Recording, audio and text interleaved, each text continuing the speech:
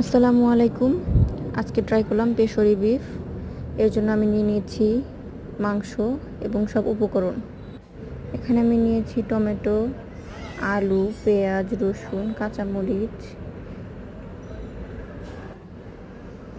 লেবু, গোলমরিচ, আদা কুচি, পরিমাণ মতো লবণ এবং ঘি।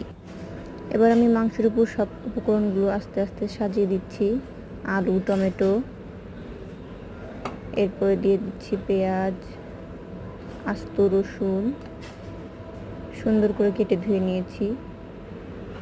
এবার দিয়ে দিব কিছু কাঁচামরিচ।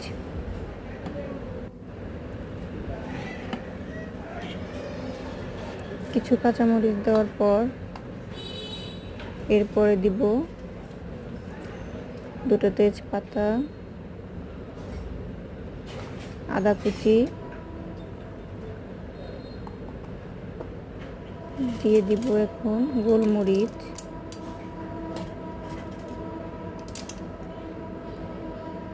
দিয়ে দিলাম একটু লেবুর রস, লবণ দিয়ে দিলাম, একটু ঘি দিয়ে দিলাম। এরপর চুলায় বসিয়ে দিয়েছি, একটু পানি গরম দিয়েছি। পানিটা দিয়ে সিদ্ধ করতে হবে ভালোভাবে। এই তো আমার মাংস রেডি হয়ে গেছে। মাশাআল্লাহ অনেক সুঘ্রাণ বেরিয়েছে এবং অনেক মজা হয়েছে। Must be try. আল্লাহ হাফেজ।